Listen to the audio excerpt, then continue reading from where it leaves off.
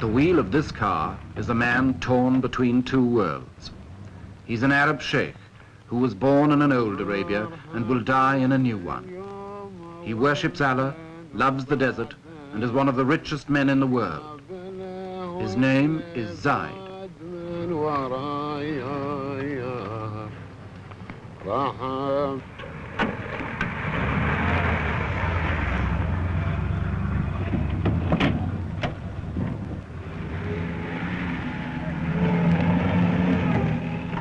Zaid rules a little kingdom in Arabia called Abu Dhabi. 20,000 people in a stretch of sand and salt flats about half the size of Denmark. To the tribesmen who follow him everywhere, he's the undisputed boss. His forefathers ruled the desert from the back of a camel. He rides it in a limousine. But he remains, as they were, the center of tribal life. He's the man you serve, the man you hunt with, and the man you fight for. Above all, he's the man who leads. Wherever Zaid goes, his men go too.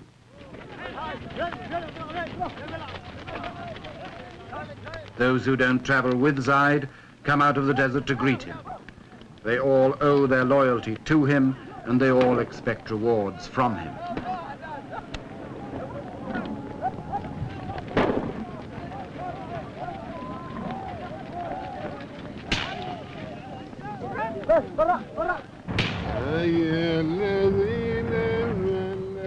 Zaid's tastes have not been influenced much by his money.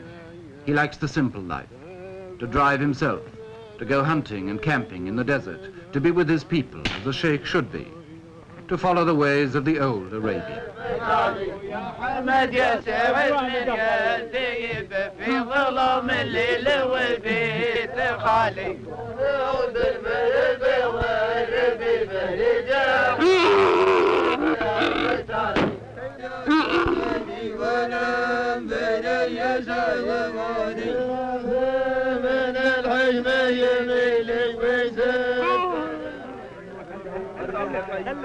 Five or 6 years ago, the people of Abu Dhabi were sunk in the poverty of 1,000 years or more. The 20th century had passed them by. Today, their ruler, Zaid, is one of Arabia's nouveau riche, who's acquired overnight a fortune from oil. His income could give $5,000 a year to every man, woman, and child in the place, enough to make Zaid a multimillionaire. Superficially, the old customs are unchanged.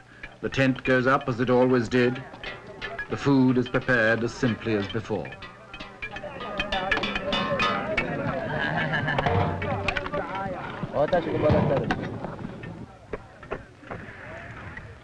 Zaid's natural pace is leisurely, almost indolent.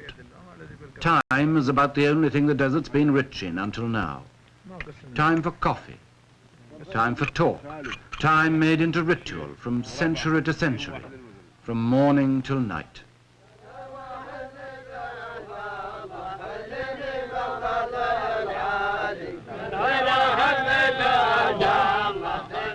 These girls will swing their hair, and these men will chant hour after hour. In the desert, there's no rush.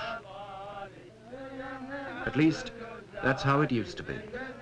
But Zaid, with his money, has begun to learn better.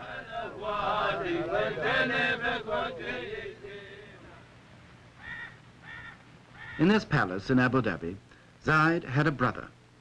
His name was Shakput, and for more than 30 years he ruled Abu Dhabi in poverty and comparative peace. Shakput's rule was traditional. His word was law, but he stayed close to his people. Anyone was free to talk to him any day in the Majlis, the tribal council, and as long as they had no money, they were all relatively contented. And then in the 1960s, Abu Dhabi struck it rich, and its troubles started. In a year or two, people were demonstrating about work and wages who'd never had either in their lives before. The grumbles grew as the money mounted, because Shakput was a miser. All his life he'd been a poor man. Now that he was rich, the skinflint habits stuck. And like a man who's won first prize in a lottery, he found his money made few friends.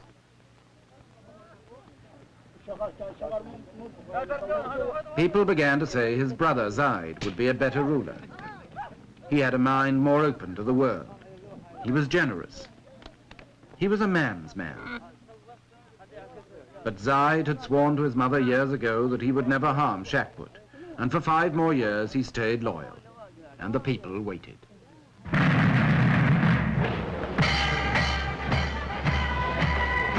The oil flowed. The money poured in, but Shakput wouldn't spend it.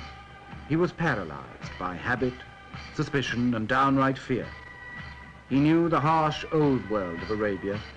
He couldn't meet the challenge of the rich new one.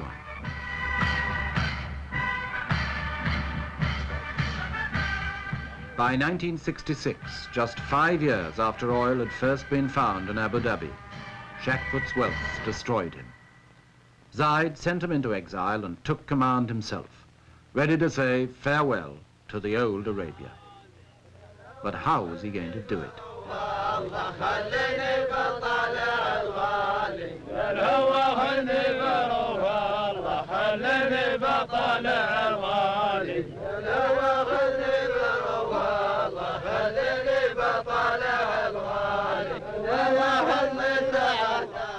Even with a new ruler, the old life still goes on. A timeless, patient life, dominated by the desert and the unforgiving sun.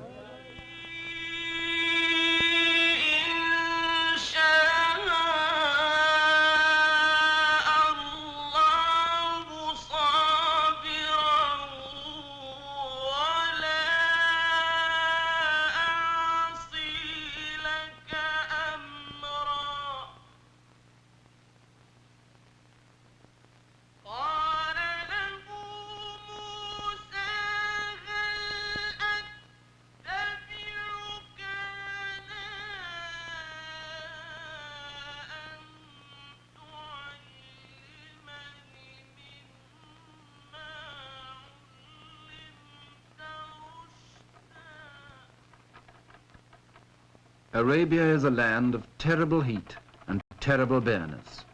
A tract of desert as big as Western Europe, practically untouched by the world until a few years ago. To anybody who doesn't live there, it seems a land of mystery and romance, full of the exotic promise of the veil. There are still people who think of it as the land of harems and the Arabians. In reality, it's a harsh and lonely place.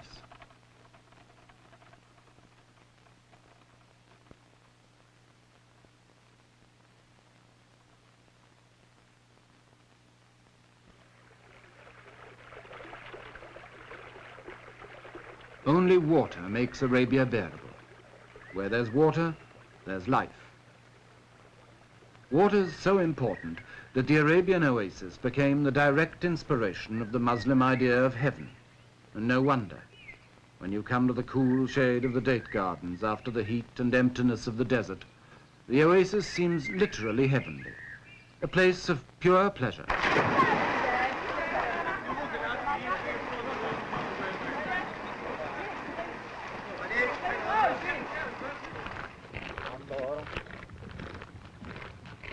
Every well in the desert is like a port. The camel caravans cross the desert like ships cross the sea. There are no frontiers, no fixed territory, no land belonging to anyone.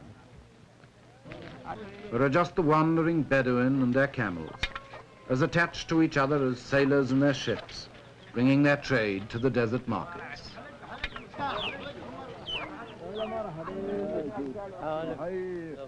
It's a hard life in Arabia, and it breeds hard men, but it's as perfectly adjusted now to the hard land it's lived in as it was in the days of Abraham, the father of all the tribes. There's still a sort of biblical rhythm about it. If you want to know what the loaves looked like in the Bible parable, here they are, baking in Arabia today just as they did 2,000 years ago on the shores of Galilee. And I don't suppose the fish have changed much either.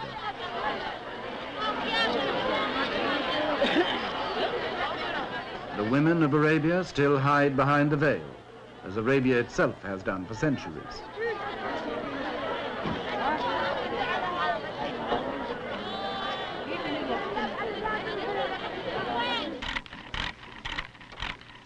Around the coasts, the Arab boats are made today by hand and eye and ancient equipment, much as they were when the spice trade and the slave trade kept them busy from China to the shores of Africa.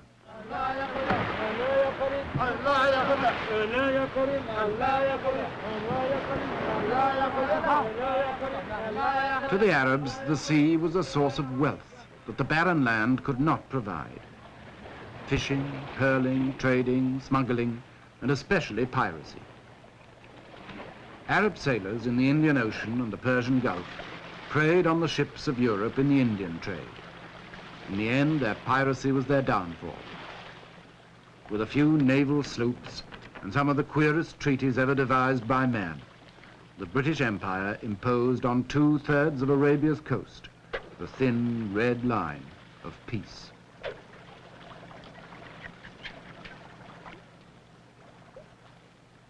But neither the empire nor peace got much further than that. The sea was all anybody cared about. As long as that was safe, the land could rot, and so it did, in neglect and perpetual tribal warfare.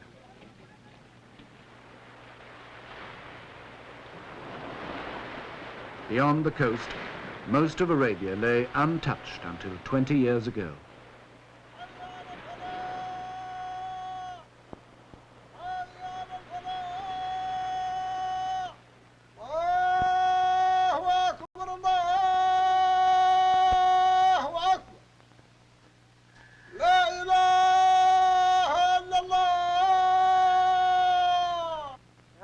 God is great. There is no God but God, and Muhammad is his prophet. The religion of Arabia, by tradition, is as forbidding as the land. It's nearly 14 centuries since Arabia was the birthplace of Islam, but it's still the home of the most devoted of all the followers of Muhammad.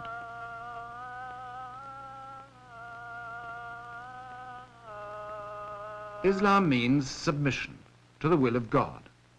In the desert, there isn't much you can do but submit and pray for God's mercy.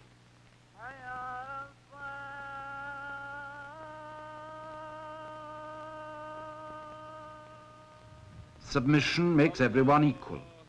A ruler like Zaid is no different from other men in the sight of God. He submits like them, and wherever he is, he prays like them, and with them too. Allahu Akbar. Assalamu alaikum wa rahmatullah. Assalamu alaikum wa rahmatullah.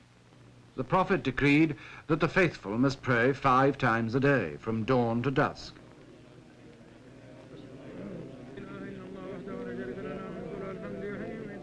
You can pray together or alone, with a priest or without one. But your submission to God is complete. You're his slave.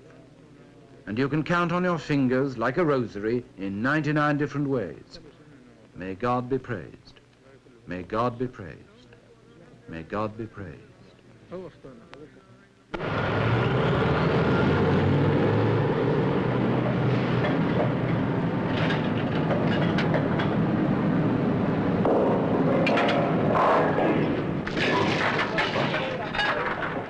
Oil has ended the centuries of Arabian isolation. Oil means money.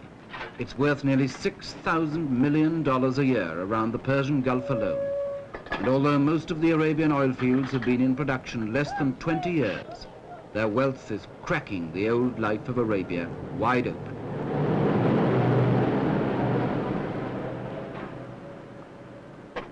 To most of us, oil may be just the stuff that drives the car. To Arabia, it's a revolution. There isn't a thing it leaves untouched.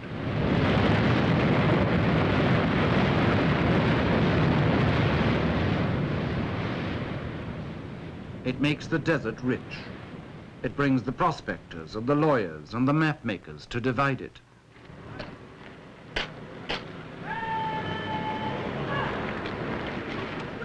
For the first time in history, oil brings soldiers to enforce peace inside Arabia.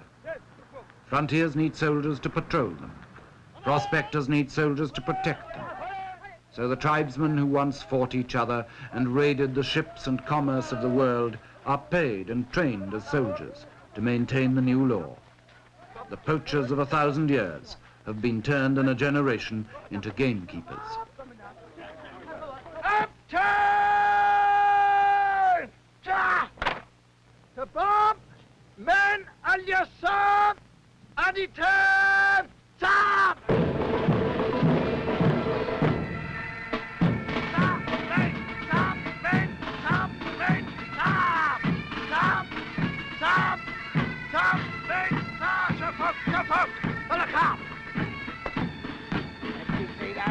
Sida!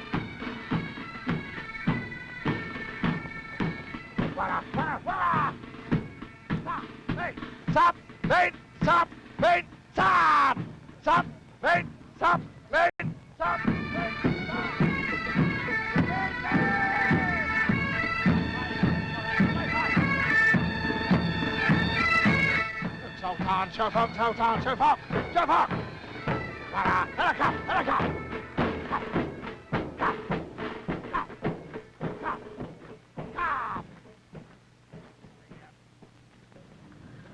sir. 245, sir. 245. Money begins to make its mark everywhere.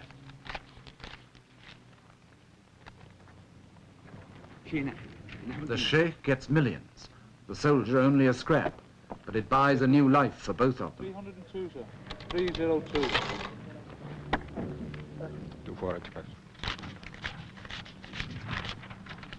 You attain what? Sold! Sold! Sold! Sold! Sold! Sold! Sold! Sold! Sold! Sold! Sold! Oh! Oh! Oh! Oh! Oh! Oh!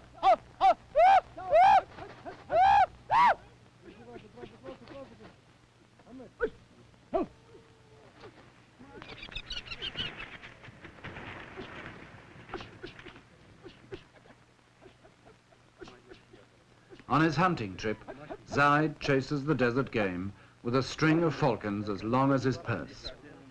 20 years ago, he'd probably have gone hunting on foot, with only a few birds to help him. Now he takes anything up to 100.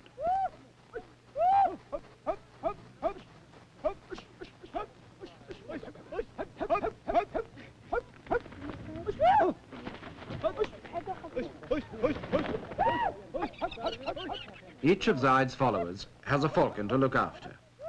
They train them, stroke them, talk to them, practically sleep with them.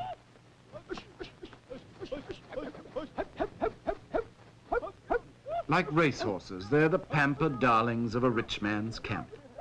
And like racehorses, they cost big money. A good bird will fetch $600 or more, imported from Syria or Iraq. And with so much oil money in Arabia now, the price is rising every year.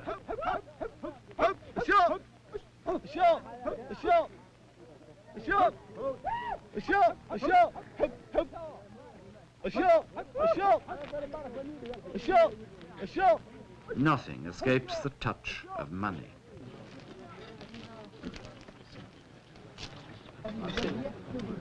Money changes all relationships. When Zaid visits his neighbors now, the traditional feast for a visitor becomes an offering to a wealthy benefactor instead. Unlike many of Arabia's oil millionaires, Zaid believes in sharing his wealth. He told me once, the oil business is like a lottery. I might still be poor and my neighbors might be rich, so we ought to help each other. He's already given away millions. Zaid's host at this feast was one of his poorest neighbors.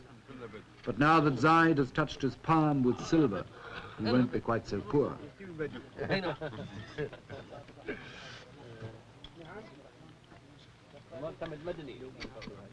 The feast is traditional: goat's meat, chicken and rice. And when the VIPs are finished, the lesser men move in.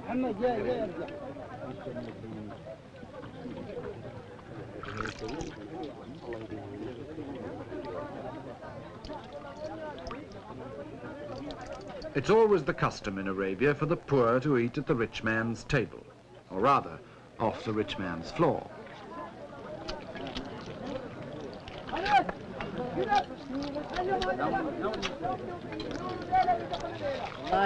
When this lot are finished, there'll still be more to come. in descending order of rank and ascending order of hunger. It's not the most elegant spectacle, and it's not the choicest food, but in a harsh and hungry land, any excuse is welcome for a blowout, especially when it's held for a man with money.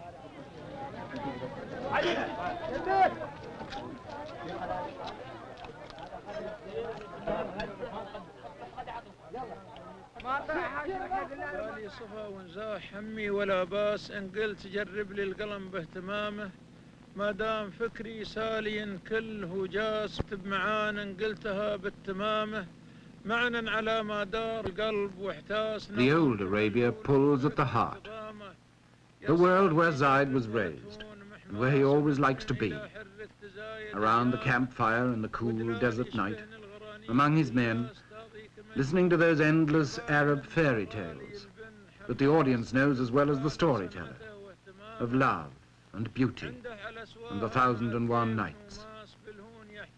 When the hunting's over and the caravan's resting, this is how they've passed the time for 1,000 years.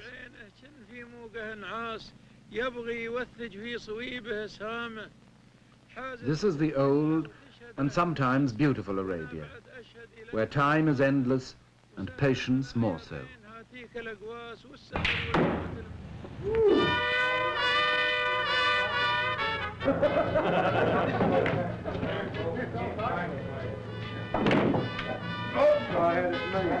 But in the new Arabia, time is money, and that pulls at the purse strings. This is the Arabia of the air-conditioned desert, the sanitized, sterilized caravan of the 20th century, with its international wealth and international accents.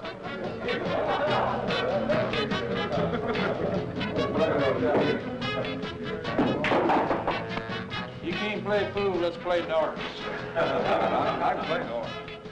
For these people, the old Arabia hardly exists. The mystery and the romance, or the harshness and the poverty, it's all one in the oil company's pay packet. See you guys later. To them, Arabia is just another job.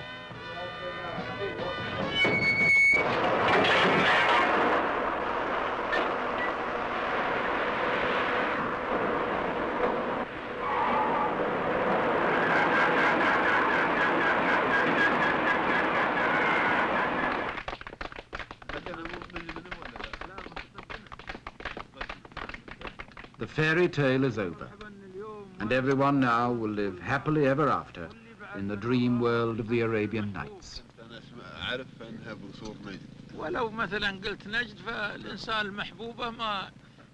But in the real world of Arabia tomorrow, it's not so easy. Not even Zaid's best friends can promise him a happy ending to his modern fairy tale that's only just begun. You can't reconcile the old life with $100 million a year, as his brother Shakput learned.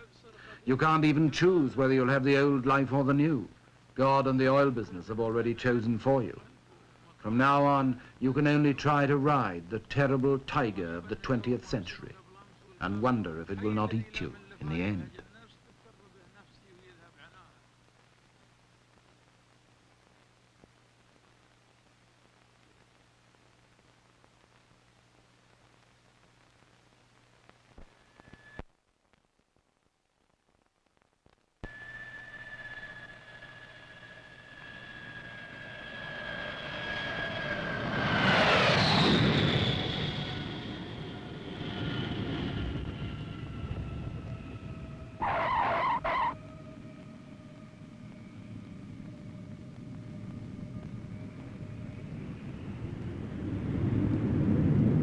By the international jets and the local runabouts, the vultures of world commerce descend on Zaid's little kingdom.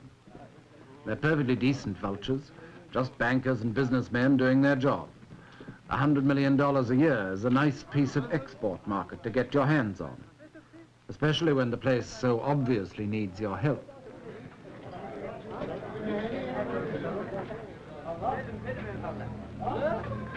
Ten years ago, when I first came to Abu Dhabi, there was only one plane a week. Now there's more than one a day, and the old place can't quite cope. I've been here before. I don't know, there's been quite some improvement here in 4 years since I've been here. I fully expect to see some floor shows when I get on into town. With some striptease also? Well, no, that's a little too much.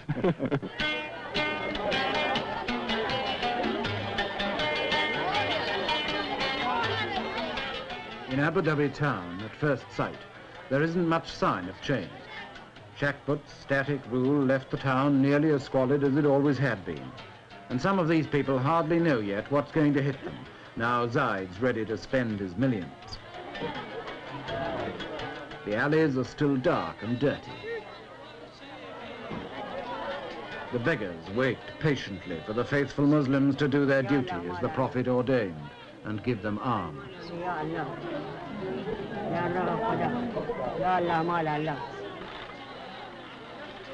This is what Arabs call the souk, the bazaar or marketplace.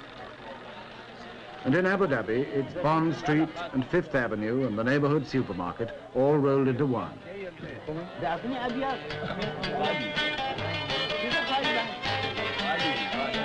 For the Arabs of the desert, it's got everything we mean by bright lights and the big city. It's not much of a place, but this is where 20,000 people are going to share Zaid's inheritance of 100 million a year. Some of them have got a share in it already. They've bought big cars to go bumping over the unmade tracks. Big lorries to cash in on the building boom. And they've also learned to throw them away, like all good modern men. There are 4- and 5-floor office blocks instead of shanties, and concrete instead of mud. The modern world, our world, is taking over. I remember, for instance, not long ago, when there wasn't a single bank in Abu Dhabi. Now, these buildings are all banks. Money in the bank means money to buy with, and the beach at Abu Dhabi is piled with purchases.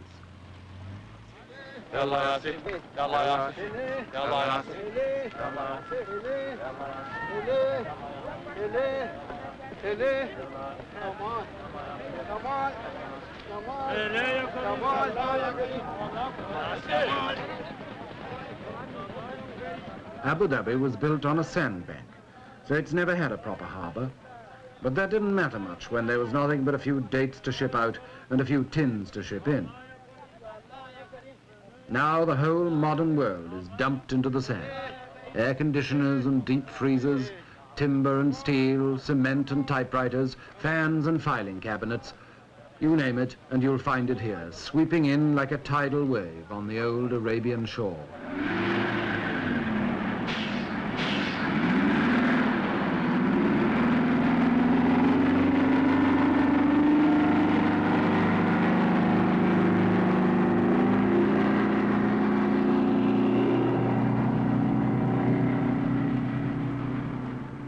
We call these construction machines. They're also weapons of destruction. They can rip up an old road or knock down an old house even faster than they can build new ones. And in Arabia now they can and do tear an old way of life to shreds before a new one is properly begun. Not that many Arabs object. In fact, most of them are only too glad to help with the destruction of their old way of life. They can see the vision of a better life in a bulldozer, and they want a piece of it.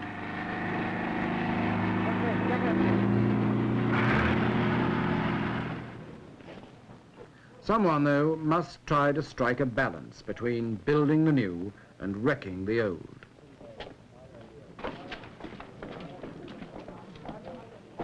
That someone is the ruler, Zaid.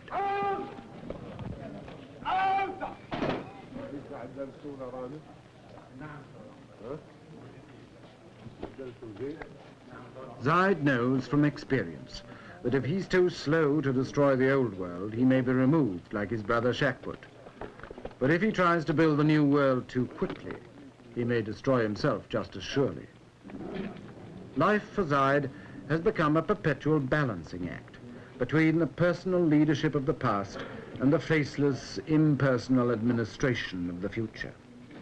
Like Shakput, he still holds his majlis every day, so that his people can meet him, greet him, talk to him and complain to him in the traditional desert way.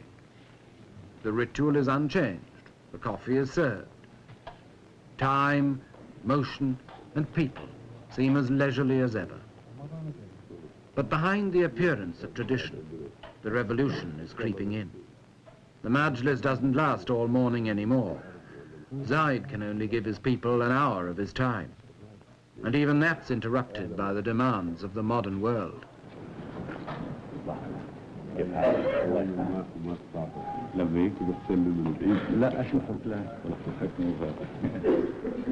Welcome to the international businessmen.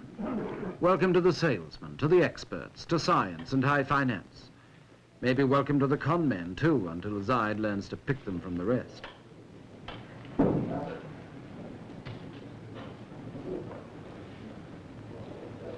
Of course they all sit down together. And of course they're all equal, East and West, the world and Arabia, the courtesies of the old world, mingling with the business of the new.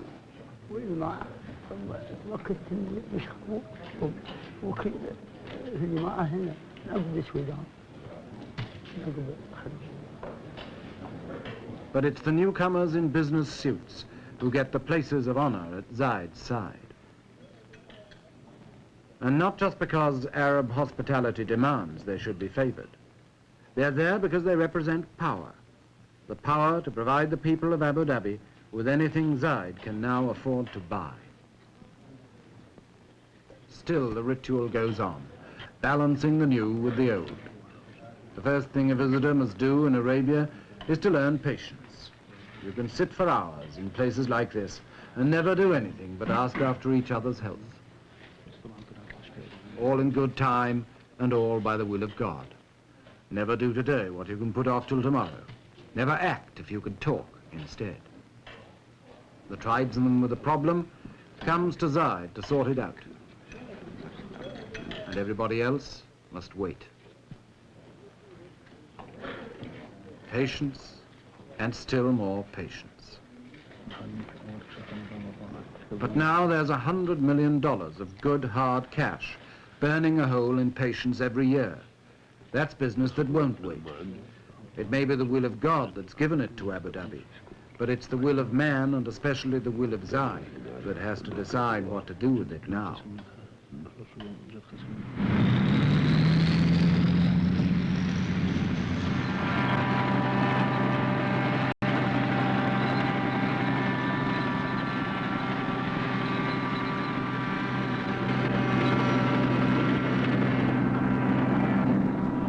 For 5 years after the oil began to flow, Abu Dhabi got nothing but piecemeal changes.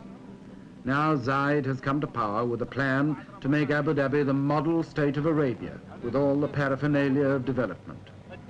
In the first few months of his rule, he awarded $70 million worth of contracts, and he's out every day to spur on the men who are making him a brand new kingdom. And this will be going out the Foxton the Mile, and the second stage, which will be done next spring or next summer, whenever Your Highness decides, would continue on out into the very deep water for the large freighters, the large ships. طال عمرك يقول هو هذا الدفن اللي انتم تكلمتوا عليه، يعني اللي طلبتوا منه الدفن هو اللي يطلع ميل واحد.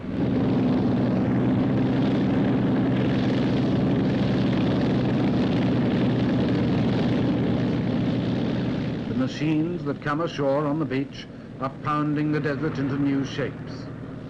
The men who descend from the aeroplanes are drafting a new world. You are working night shift also? Yes, day and night.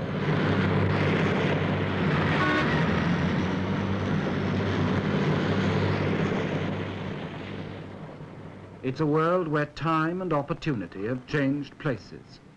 Yesterday, time seemed endless and the opportunities few. Today, time is short and the opportunities are infinite. Going out for approximately a mile, which we had discussed with you in your office when Mr. Griesbach, our design engineer, was here a month ago. Zaid told me once he didn't know what would happen in 10 years' time, but he felt he must give everything to his people now because they'd had nothing for so long. Schools and hospitals, wells and houses, an artificial deep-water harbour to replace the Abu Dhabi beach, a 4-lane highway and a water pipeline across the desert, an airport with a runway longer than London's.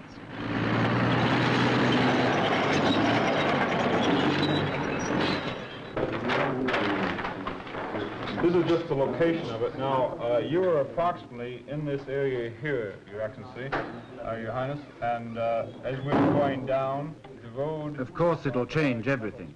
Zaid's told me that too. The first thing to go, he said, would be the Arab's love for his camel. But what's a camel to a VC-10? Oh, he would take very easily 4 or 5 of the big VC-10s. طال عمرك يعني المنطقة هذه الآن تسع حوالي 5 طائرات من الطائرات الكبيرة. And of course, the smaller the DC-3s, it would take quite a few. See, one of the difficulty things that we don't know how many aircraft will be coming in here, Your Highness, and this is one of the things which you yourself will have to decide how many airlines you'll permit to come into Abu Dhabi. And this will, of course, govern the number of aircraft here at any one time. Decide. Choose. Act. Sometimes, under these new imperatives, Zaid acts pretty hastily and harshly.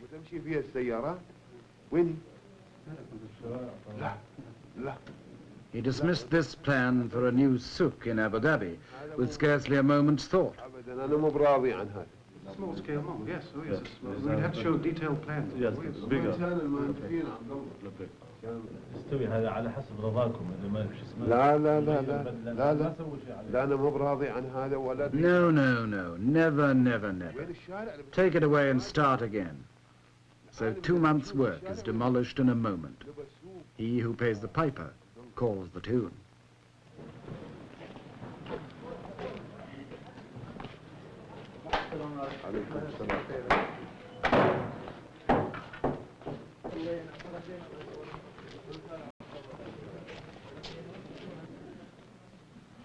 In the courtyard of Zaid's palace, the centuries slide back again. A moment ago, Zaid was the modern oil tycoon, aloof and decisive. Now he's back in the role of sheikh, the universal uncle to his people, the feudal lord with his followers, in procession to the daily feast.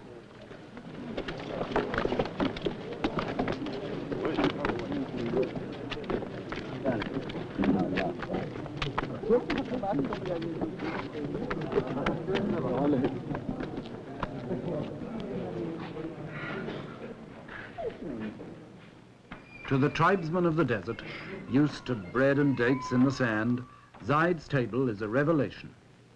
It's loaded with more food than many of them have ever seen, and it really is a table, and not just the floor. The idea of a free meal for all Zaid's followers is traditional, and he rarely sits down with less than 50 men. But the forms and the food are new. Money talks here through waiters in black ties, through plates and soup spoons, and a whole new ritual of table manners to master.